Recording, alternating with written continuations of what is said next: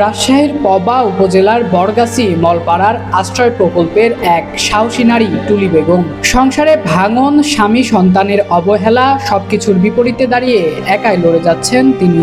জীবনযুদ্ধের সেই প্রতিদিনের সংগ্রামে ভরসা করছেন নিজের ইচ্ছা শক্তিকে।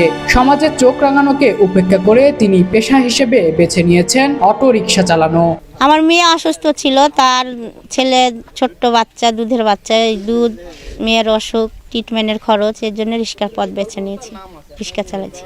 যে কাজ এখনো অনেকেই নারীর জন্য কল্পনাও করতে পারেন না। রাস্তায় ছুটতে ছুটতে টুলি গেয়ে ওঠেন নিজের লেখা গান, আমি এক রিক্সাওয়ালি। ও আমি রিক্সাওয়ালি, রিক্সা চালাই রাজশাহী শহর ঘুরে, আমার রিক্সায় কত মানুষ কত জায়গায় ঘুরে।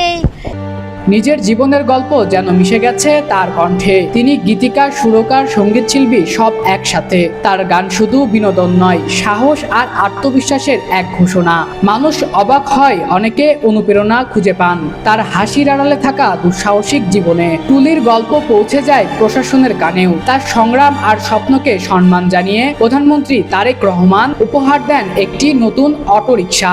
মাননীয় প্রধানমন্ত্রী যখনই বাংলাদেশের সাধারণ মানুষের সমস্যা হচ্ছেন, তিনি কিন্তু দল মত কিছুই কিন্তু তিনি দেখছেন না। তিনি চান এই দেশের জনগণ, আমাদের এই সার্বভৌমত্বের মধ্যে যারাই বসবাস করি না কেন, তারা আমরা সবাই এই দেশেরই মানুষ। তিনি এই মানুষত্ববোধ, দেশত্ববোধকেই প্রাধান্য দিচ্ছে।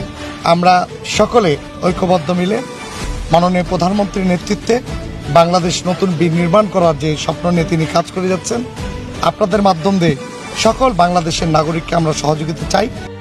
আগে অন্যের রিক্সা ভাড়া নিয়ে জীবিকা চালাতেন তিনি, এখন থেকে নিজস্ব অটোরিকশায় ছুটছেন নিজের ভবিষ্যতের পথে। রাস্তায় আলো ফোটার সাথে সাথে নতুন দিনের নতুন উদ্যমে নেমে পড়েন টুলি। তার হাসিতে মিশে থাকে এক নারীর জয়যাত্রার সুর। সম্রাট ইসলাম, আন্দোলনের বাজার, ডিজিটাল নিউজ ডেস্ক।